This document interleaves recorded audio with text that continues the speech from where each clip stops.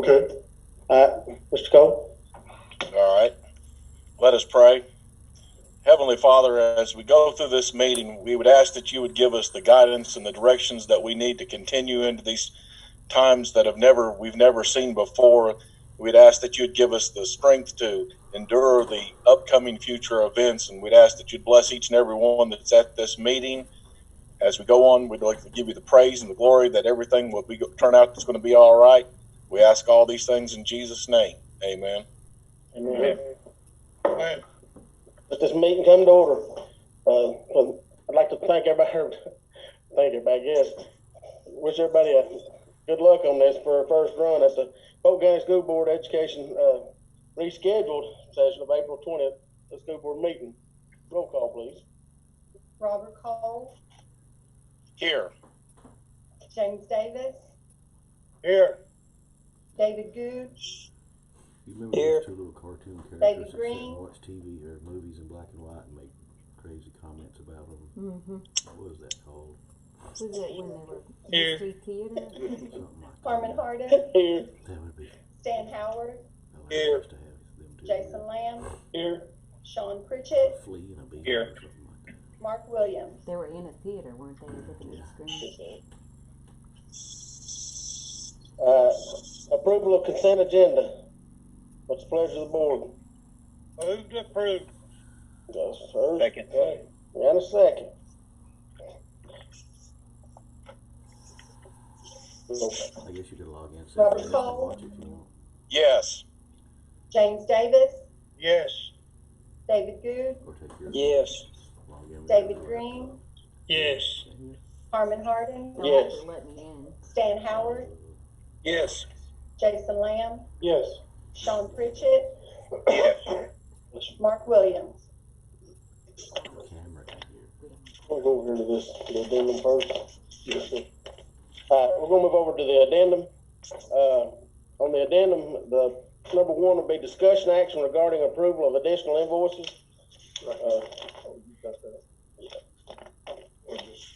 Really, what you should do is read each one of those off. Federal invoices, IDEA, Amazon for supplies, 401.88. Carl Perkins, subscription, 1,500. Title I, Amazon supplies, 241.43. And Title I, Amazon supplies, 487.25. On the general fund, on Amy Anderson for $1,120 for coordinated school health. Arthur Bigham, $23 for travel. Bishop Otto, $594.62 for transportation. Bishop Otto, $45 for transportation. Burgess's, $70.30 for maintenance. Burgess's also $12.78 for maintenance. Burgess's $7.96 for maintenance. And Burgess's $147.16 maintenance. And Burgess's $25.46 maintenance. Ginger, is it Molan? Molan, $100 for travel. And TNT battery, $170 transportation. That's all of it. Make a motion to approve.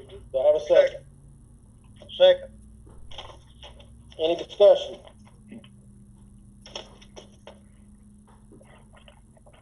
Roll call, please. Robert Cole. Yes. James Davis. Yes. David Good. Yes. David Green. Yes. Carmen Hardin. Yes. Stan Howard. Yes. Jason Lamb. Yes. Sean Pritchett. Yes. Mark Williams.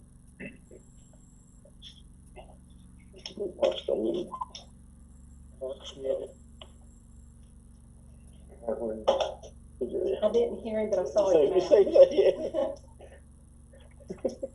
He was on the, number two, discussion action regarding approval of buses to sale.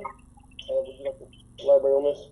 Yes, when we had bus inspection, we had buses that did not pass inspection, and I'm gonna read those off to you. A 2002 bus number 9 was out of service and it did not pass inspection. 2002 bus 21 was out of service. 2000 bus Number 27 was out of service, did not pass inspection for being past the years and rust in the floor. 2005 bus 19 was out of date. 2000 bus 24 was out of date. 2005 bus 97 was out of date, and 2000 bus 45 is out of date. And I'm looking for permission to sell these buses. They are of no use to us any longer, and this comes from Charles McClure. I move to approve. Second. Any discussion? How many of those? We had two that were actually in service out of that whole group? Yes. Okay. What must be replaced? All right, roll call, please. Robert Cole, Yes. James Davis, Yes. David Goode, Yes. David Green, Yes. Carmen Hardin, Yes. Stan Howard, Yes. Jason Lamb, Yes. Sean Pritchett, Yes. Mark Williams. Yeah.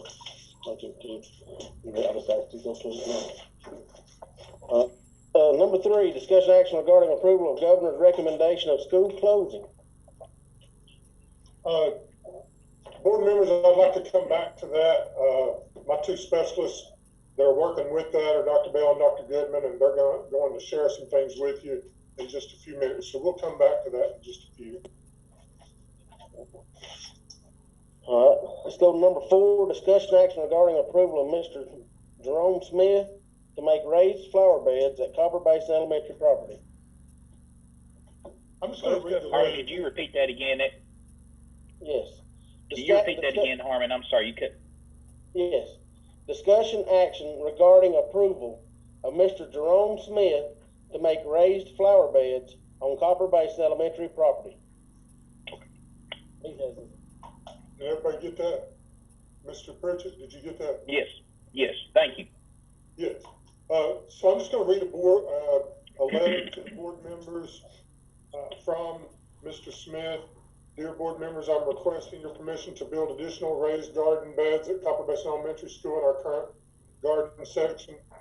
These will provide us additional growing space for vegetables and to add flowers as well. These beds will allow for better concentration of efforts for maximizing the growth of crops. The flower beds are intended to attract various pollinators such as honeybees, hummingbirds, butterflies, and so forth. We were fortunate to experiment with and succeed in cross-pollination of corn last year, producing homegrown ears of peaches and cream corn. As you know, peaches and cream is a hybrid seed, which I didn't know that. But with cross-pollination, we used open pollinated seeds and honeybees to do our work. This was a big hit with the students. Therefore, I'm asking permission to build more raised beds in our gardens so more vegetables can be grown for food, and flowers can be added to attract pollinators and beautify our gardens. Thank you for your consideration of this request. What's the pleasure of the board? Move to approve. Second that. Which one? Any more discussion? Yeah, I've got a question. Well, why would that, this might sound off the wall, but why would that require board approval? Anytime we change the property and the property appearance, we're supposed to get board approval for that. Okay, I got you. Anyone else? Roll call, please. Robert Cole, Yes. James Davis, Yes. David Goode, Yes. David Green, Yes. Carmen Hardin, Yes. Stan Howard, Yes. Jason Lamb, Yes. Sean Pritchett, Yes. Mark Williams. I vote yes. What is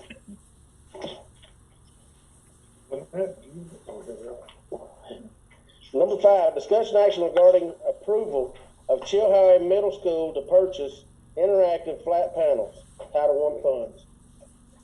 Is there a motion? Well, the newest and greatest things are interactive flat panels, and Chilhowee Middle School is wanting to get a jump on this. They're wanting to use Title I funds to purchase these interactive boards. We bid this out, and Mr. Howard was here when we went over this. Stan, do you want to say anything about that?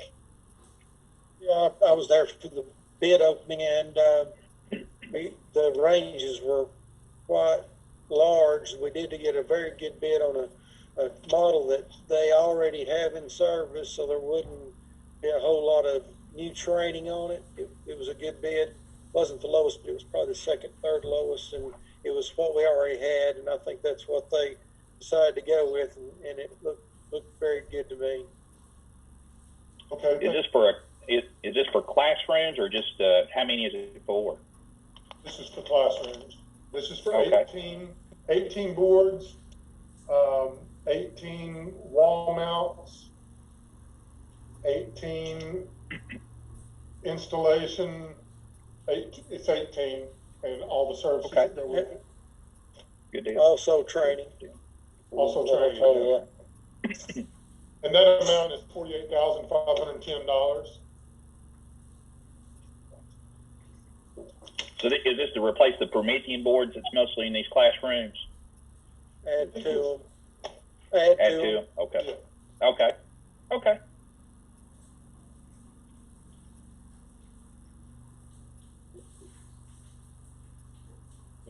Yeah. So I have a motion? I move to approve.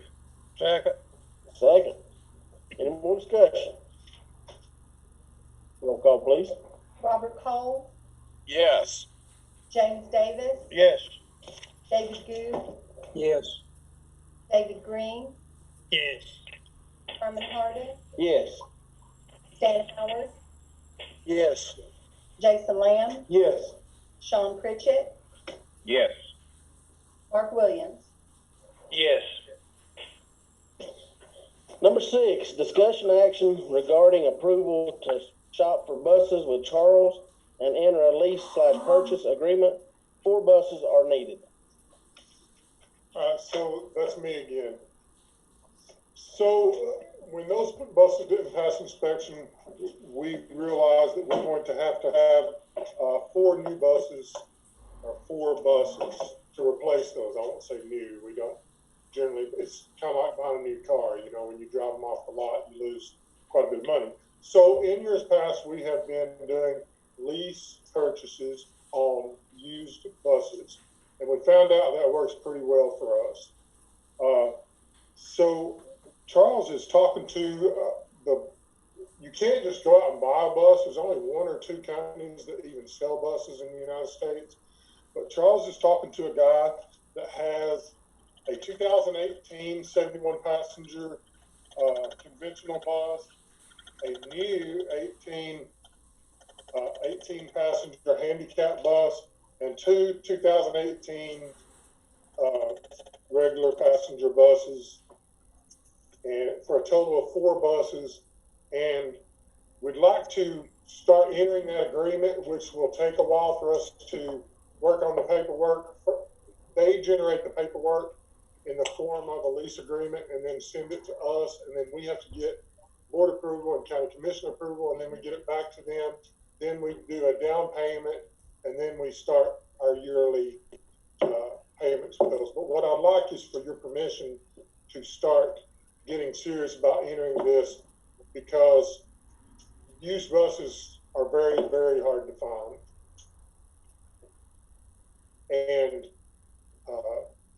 And I'll be sharing that paperwork with you as we go, but I need your permission to enter that process.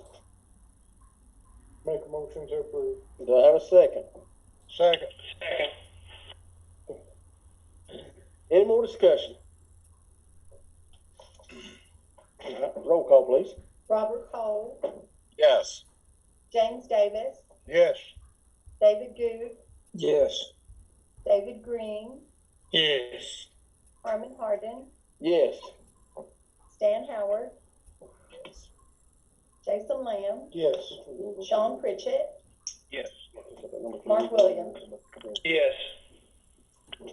Number three, come back on the information, water samples and all that stuff. Let's take care of water sampling and we'll come back to, because both those are going to tie together. Okay. Step back over to the information on your agenda. The water samples required by state law. How much Fraser is on?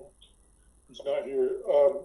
So if we were having a regular board meeting, Tommy Fraser would be here and do a spiel, and he was not able to make it tonight. But I will tell you that state law now requires all school boards to do a water testing program in each school to test lead levels. And we did accomplish that test, and our lead levels were good. But what I'm going to do is push that out a month so that Tommy can come and talk to you about that further as an information item, because he has all the tests and the results, and his plan was to do a little spiel for you. So we'll let him come and talk to us about the details of that next month, if that's all right with everybody. Is that good? Right. All right, go ahead, Tom. Can we go to number three or is that? Back on the addendum, on number three, discussion action regarding approval of the governor's recommendation of school closings. So I'm not going to get started talking about this because, you know, I love to hear myself talk and I'd still be rambling 12 minutes from now. So I'm going to turn it over to Dr. Bell and Dr. Goodman, and they're going to take over for just a few minutes. Please listen closely because this is pretty intense information. Hey everybody, thanks Dr. Jones. I'm actually going to share my screen and pull up a draft that we've been working on.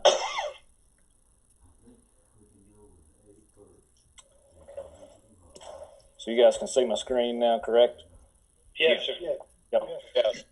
So this is a draft that Dr. Goodman, Dr. Jones, Mr. Swafford, supervisors, principals, teachers, we've all had discussion about this. And of course, this is the part where everybody stops listening and reading what's on the screen. But the first paragraph deals with the school closure recommendation. And that's what one thing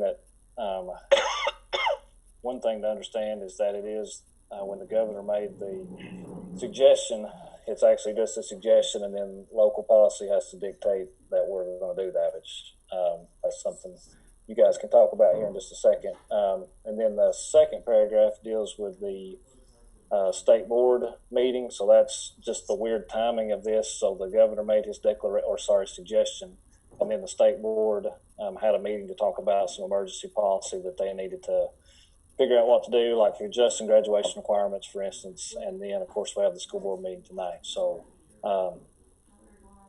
the grading policies that we talked about, we had a lot of discussion about this, about what's equitable for everybody, what's fair for all students across the board.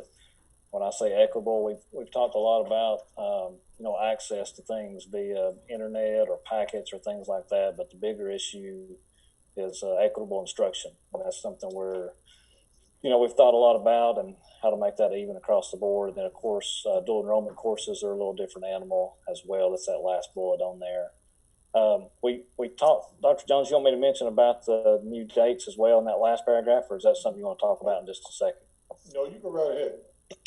So another thing that we talked about was, normally in a normal school year, you have a cutoff date to where, we have a date where people can turn in work or kind of set grades, because you always have a couple of days there at the end of the year where you have to work on that sort of thing. So that's what we came up with, that date. That May the 22nd is actually the Friday. It's a Friday before Memorial Day, and then our last day on the calendar is May the 27th. So that would be our last day officially still, but we would just have the cutoff for work that students wanted to turn in.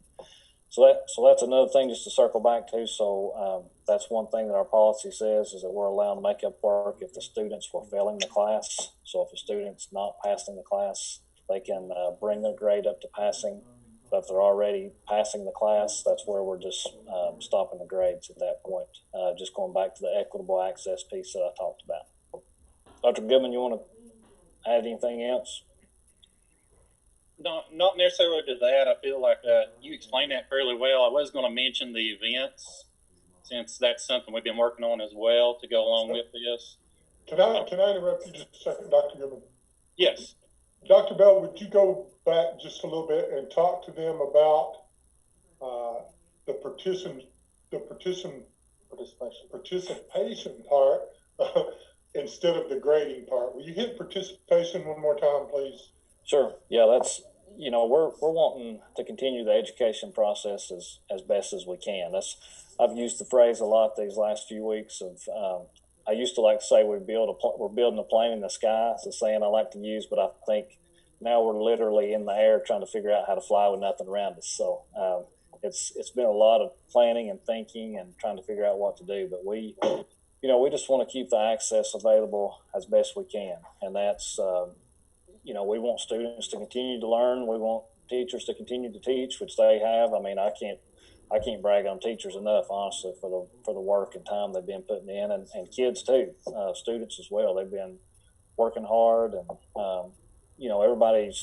everybody knows we've been thrown a curveball, and we're just trying to do the best we can with it. But we're going to value feedback on the work more so than an actual numerical number at this point for the last 9 weeks to quarter 4, just because, like I mentioned, you have such variety in what's equitable. You've got you've got kids that are sharing devices at home. You've got kids that don't have internet at home. You have kids that are having to work for whatever reason. Their parents might have lost their job. There's so many factors out there, and that's what, just at the end of the day, we all talked about with the supervisors and principals about how we just didn't think that was equitable playing field across the board for all the students. Thank you. That's good. You can imagine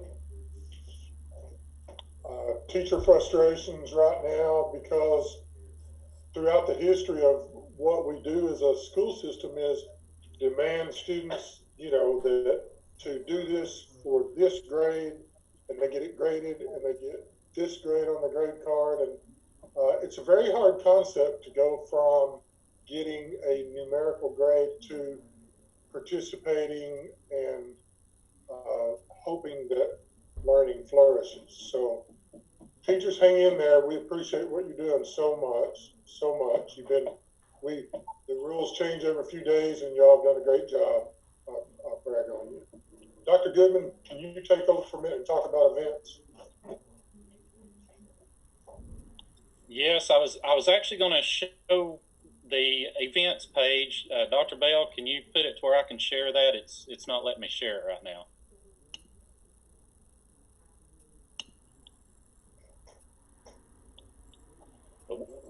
We went, it's been about 3 weeks now. Once we realized, about 3 weeks ago, we were like, this is probably going to be something that's going to be longer term than maybe what we originally thought. So we started thinking about the events, those milestone events. You should be able to share now. Okay. That each school thought was important.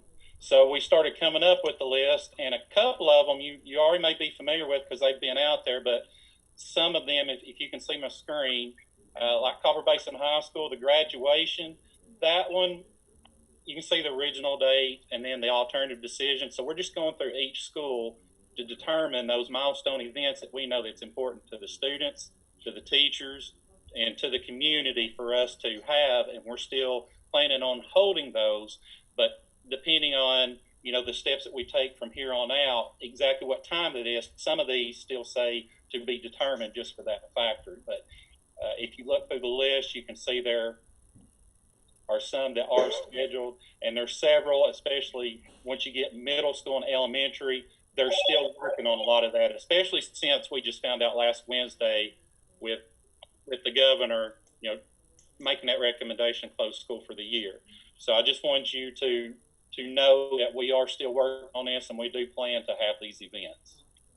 Good. Dr. Goodman, I'm glad you said that. I want to underscore that all these events are very important in students, parents, and teachers' lives, and they will happen. It'll just happen at an alternate date than than what we were used to. Is that right, Dr. Goodman? Yes, sir. Okay. So thank you very much for sharing that. And we will be posting that page, but that page will have to be filled on in as we go and as we have these discussions with principals, and principals have those discussions with the teachers. We'll fill in that calendar as we can as we move forward. Okay. A lot of those will, I guess, be whatever the governor's decision is too. Yeah, as far as whenever. he leads a lot of that Yeah. decision. And so what I guess I want now is board approval to accept the page that Dr. Bell was giving us so that we can start to spread that out to the community as far as school closure and what's expected of students and what's expected from teachers and parents, so that we can keep the community informed now that things have changed as of the governor's announcement. I had one question, and Yes. I hope Dr. Bell could just clarify this. I know I've got a lot of feedback from parents and teachers about the no new grades and the Q4, and I know that's because of inequity, but at the same time I get the question that is it not even more inequitable to allow a failing student to get higher, raise a grade than a non-failing student? And I'd just like Dr. Bell to give his soliloquy on how that works, and hopefully that they can understand better why we can't let non-failing students increase a grade in Q4 when we can allow us failing students to do so, that may be facing the same inequities of access to internet and things like that. So if Dr. Bell could just kind of clear that up for everybody that's listening. I know a lot of people that are watching the board meeting may want to hear that explanation too. I hope I don't have to say it in iambic pentameter if you want me to do it as a soliloquy. Whatever you'd like to do it as. Maybe I used the wrong word. I can do Shakespeare maybe, but no, I mean that's one of those we've talked a lot about, and honestly, the you know, that's part of the state board language as far as the failing, and I think that came from, you know, the suddenness of what happened to where they didn't want a student punished in that sense, to where they could not get a credit, you know, to be able to make up their work in that sense. You know, the biggest part of that question is, I know what you're asking is the students who, you know, are going to do things and not be able to get credit for it. And that's a big piece of the inequity talk that we've had. And I know that I probably can't say something to where everybody universally is going to agree on this, but it's one of those where we've talked so much about it, and we just feel like that, you know, that's the equal thing to do. And just because, you know, if a student can improve their grade, and that factors into rank, you know, class rank and honors and that sort of thing. You know, if one student is able to improve their grade, but another student can't improve their grade for whatever reason, going back to that equitable access piece I talked about, you know, equity to instruction, then you know, that's shifting those two students apart, even though you're, you know, in your mind, you're only shifting one of them forward, but if you're moving one of them forward, you're really keeping the other one stationary, and they have no control over that, you know, in that scenario. And I know that's not going to be every student, but it's going to be, you know, it's going to be some students, you know, a good portion of students. I know a lot of students that are having to work right now. You know, I mentioned that earlier, that they're working full time. You know, they're deemed as essential workers, and they're trying to make money for whatever reason. You know, so I hope I answered that as best as I could there for what you're asking. I meant synopsis instead of soliloquy. Sorry about that. But you know, as they say, you know, your characters are revealed by what you do when people don't see it. And I think our kids' character is being revealed on how hard they're working, even though they may not get a benefit from it. I agree, and we've talked to a lot of teachers about that, and you know, about the hard work kids have been putting in. So like I said earlier, I can't brag enough on the teachers and the students for you know, how they've handled this situation. Mr. Bell, let me ask you a question. Would the quarter third quarter be the, basically, will it be it, or will it go average with the first semester also? What, how's that gonna work with that averaging? Yeah, that's a great question. So for the K-8, that would be an average of the three 9 weeks essentially.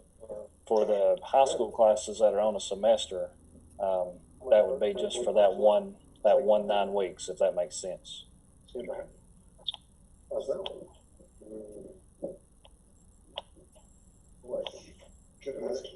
Hey, what about like some of the seniors? Like my daughter has what is his name? Can't think of his name right now. But she had 2 classes that she had to get in, and like I say, government and civics. That's it. And she got in half of it. What about the other half? She's been doing it. I mean, that's the thing. But is it going to count? Or is she going to have it to graduate, or what? Yeah, that's a great question. That's actually something the state board addressed. So actually in their emergency policy that they did this year, they actually lowered the graduation requirements for students like that didn't actually meet in that class per se. So your daughter actually doesn't have to have econ and government to actually graduate now. That's the state board that lowered that policy. So she'll just keep the first half of it that she actually did get a grade 4. She'll keep that as far as her grade point average and stuff for ranking. That is correct. She's going to get to count the second half. Yes, and we actually cut the ranking off after the third 9 weeks anyway, so that's not going to affect anybody's ranking per se. It's just a matter of the grade itself. Okay. And of course, we encourage everybody. Like she's in a scenario where she wouldn't actually get a numerical grade for that, but she may learn some things hopefully that carries on to the rest of her life, and we hope that her and any student would take that out of what's happening right now. What did they lower the credits to? They lowered the state credits down to 20 because the state. We need to adjust ours. Yeah, they went from 22 to 20, right, Dr. Bell? That's right. Sorry, I thought y'all were asking me a question there. We need to adjust ours here in our county, our credit ranking, for our kids to graduate. We need to drop, 28? Yeah, so ours is 28 because we're on block scheduling, so they can get more credits. So what the state board essentially did is they lowered those 2 credits I mentioned earlier, to where they took out they made it in a more generic sense, to where it used to be listed specifically that you had to have certain classes like econ, government, U.S. history, world history. Now they just have it like a shell, to where it's just 2 social studies, 2 science, 4 math, 4 English. So instead of getting more specific like that. So I'm not sure that's a question for y'all. I don't know if we have to adjust our policy on that. I think we'll have to adjust our policies. I was going to ask that, Dr. Bell, do you think that maybe in the next board meeting we should have an agenda item saying that we're reducing the number of credits from 28 to 26? I think that's probably a good idea. For this school year? For this school year? Yeah. Will our next meeting come before the scheduled graduation date? Yeah. Okay. Now, I know they got rid of the second reading on policy, so we could approve those in one reading. That's if it's Yes, they did, Stan, that's a good point. It doesn't. You're right.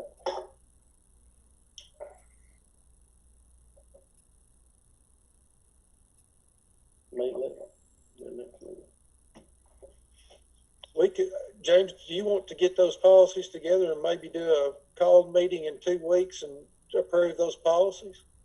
We can do that, yeah. A special call board meeting in 2 weeks from tonight. Just to deal with policies? So that would be probably more like a workshop, right? Yeah. We'll have a board We would need, workshop. I think we still need to vote on those policies, though. I think there was about 5 that the TSBA sent us that we would have to amend a little bit. Yeah. But So they I got think rid of the second reading so we could get them passed, especially as far as payment of employees and things. All right, so we probably need to have a workshop in 2 weeks from tonight, and then immediately following that workshop, a special called board meeting to vote on those policies, and one of those will be reducing the number of credits to this school year, right? Everybody good with that? That sounds good. And the workshop will be at what? 6 or 6:30 and the meeting at 7? 6 or 6:30? It's up to you. 6:30? 6:30. 6:30. Yeah, we'll just go over those and whatever. 6:30. We'll get recommendations from the state on how to word those. And 2 weeks from tonight, we will have a workshop at 6:30 and then a special call board meeting vote on those policies at 7 o'clock. So Monday, May 4th. Monday, May 4th, is that right, Harm? Yeah, May 4th will be 2 weeks out. Monday, May 4th. Okay. And we'll do it just like we're doing tonight, if that's okay with everybody. We'll send it, Dr. Bell, you can probably get us an invitation sent out. Is that right? That's right. What was the date that we agreed on? May 4th. And will that be 2 separate invites then, one for the workshop and then one for the board meeting? Yes. Okay. No problem. And Dr. Bell and Dr. Goodman, probably Mr. Swafford too. Y'all need to be here on that night too. I know that one of the things that also need to be approved was a policy about the pay for employees, so that, Yeah. we gotta look at that also. Yes. I'll get with you, Stan. We'll talk about those policies here in a day or two. Good, thank you. Go ahead, Harmon. We're going to go to it. Is everybody good with that? Are there any more questions about it? That was a pretty big mouthful. But are there any other questions or comments? Okay. Update on school nutrition program. Yes. Would you? That's me. Yeah. School nutrition program. So one of the most amazing things that we saw in this whole process was the way that we needed to continue to feed our students and the way that everybody responded to that idea.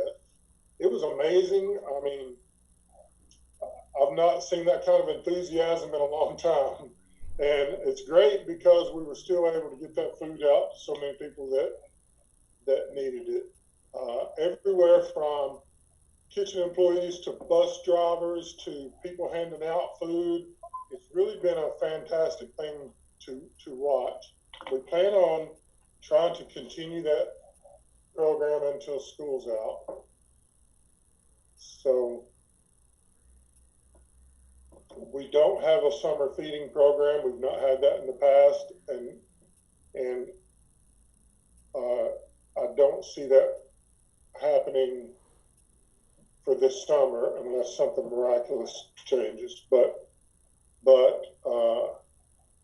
it's been a very, very successful program, and a lot of people have benefited from it. I've probably gotten more compliments on that than I have any other thing that we did all year. So I talked to a bus driver today and said it's growing. He gets more kids every week. Added to the list. Yeah, it started as a fairly small number, and it's just kept getting larger and larger because people talk about it, and I know that parents are very appreciative of it, and I am appreciative of all the hard work that went into it. Jill Nix worked, I'm telling you, 18 hours a day trying to get things in order, and all the people that were willing to help. I know I had supervisors involved, I had board members involved, teachers volunteering to get on the buses and hand out food. It's just been really, really great. Really great. And I'm glad that we will continue this until we're unable to continue it. I just wanted to, are there any questions about the food program or comments that you'd like to say? Mr. Stan, you might want to say a word. You were down there at South Polk quite a bit. What was your vision of the whole thing? Extremely hard workers. I'll tell you, all the staff pitched in, and they've been. I mean, you see hundreds of bags going out, and I think I was there till about 2 o'clock today bagging milk for Wednesday's delivery. So it's quite a process, and I'm sure people don't realize just how hard these people work, but I do now. And I'm very appreciative to all our cafeteria workers, our teachers aid, our teachers, everybody's there, bus drivers. So my thanks, and I know the board thanks goes out to all those folks participating, and they've just really done a wonderful job. Yeah. So on the number three, we need to vote on, off the addendum, on number three, regarding approval of the governor's recommendation for school closing. I need a motion.